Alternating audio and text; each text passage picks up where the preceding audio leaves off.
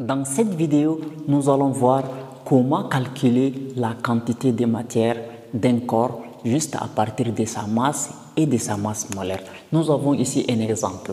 On prélève 30 grammes de sulfate de cuivre hydraté de formule CuSO4 5H2O. Calculer sa quantité de matière. Alors, pour calculer la quantité de matière d'un corps, il faut d'abord choisir la formule convenable.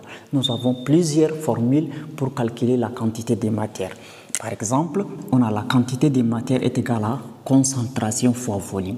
On utilise cette formule, c'est lorsque nous avons la concentration du corps et le volume de notre corps. On a aussi la quantité de matière est égale à volume sur volume molaire. Cette formule ne marche que lorsque vous avez un corps gazeux. Donc, vous connaissez le volume molaire de votre corps gazé et vous connaissez aussi le volume de votre corps gazé. Donc, vous pouvez calculer la quantité de matière en utilisant cette formule. La quantité de matière est égale à masse sur masse molaire. Alors, cette formule marche dans notre cas parce que le corps dont on veut calculer sa quantité de matière est un corps solide, donc sa masse et sa masse molaire. Donc pour calculer la quantité de matière dans notre cas-ci, on utilise la formule N qui est égale à masse sur masse molaire. Alors qu'est-ce qu'on va faire avant tout? Avant tout, nous allons d'abord relever les données. Donc données numériques.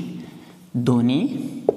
On a combien de données? Nous avons la masse. La masse qui est égale à 30 grammes. Si on nous donne la masse en grammes en chimie, ça doit toujours rester en grammes. On n'a pas besoin de les convertir ni en kilogrammes. Voilà. Maintenant, qu'est-ce qu'il nous faut encore? Il nous faut la masse molaire. Mais on n'a pas encore d'autres données. Donc ça va. Donc donner la masse est égale à 30 kg. Maintenant, 30 grammes. Maintenant, ce qu'on doit faire ici, c'est de poser la formule, donc de répondre à la question.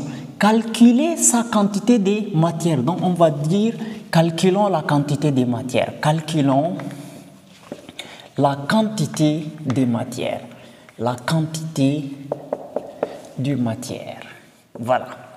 Pour calculer la quantité de matière, donc on pose directement la formule, donc par définition, ou bien on va dire on sait que, donc par définition, il n'y a pas de souci, par définition, voilà, la quantité de matière est égale à la masse sur la masse molaire. Voilà, on va encadrer la formule et on va faire l'application numérique. Mais on constate que nous avons une seule donnée. On a seulement la masse est égale à 30 grammes. Mais grand M, c'est-à-dire la masse molaire de notre corps, n'est pas donnée.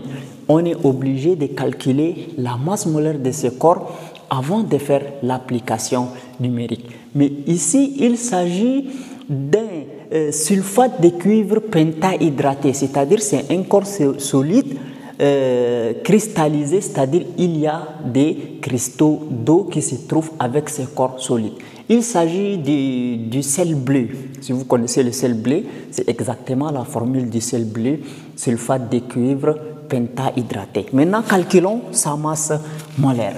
Donc, cherchons d'abord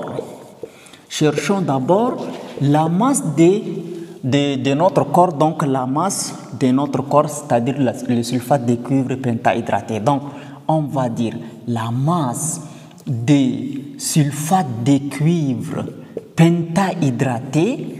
Donc, quelquefois on met point, quelquefois on met virgule, c'est-à-dire que ça c'est le sulfate de cuivre et ça c'est l'eau cristallin qui se trouve mélangée avec le sulfate de cuivre. Maintenant, pour calculer ça, on a besoin de calculer la masse molaire de sulfate de cuivre et on a aussi besoin de calculer la masse molaire des 5 molécules d'eau.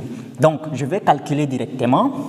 Alors, pour calculer la masse molaire d'un corps, vous avez d'abord besoin d'identifier tous les éléments qui constituent ce corps. Il y a d'abord le cuivre, c'est-à-dire, je vais dire que c'est égal à la masse molaire du cuivre, plus il y a aussi le soufre S. plus la masse molaire du soufre, plus il y a aussi l'oxygène, c'est-à-dire on a 4 atomes d'oxygène. Donc je vais dire 4 fois la masse molaire d'oxygène, n'est-ce pas? Maintenant ici, qu'est-ce qu'il y a encore? Il y a l'eau, mais nous avons 5, c'est-à-dire les 5 doivent attendre. Je vais écrire un peu ici parce que peut-être que ça ne se voit pas là. Plus 5, voilà, et j'ouvre la parenthèse.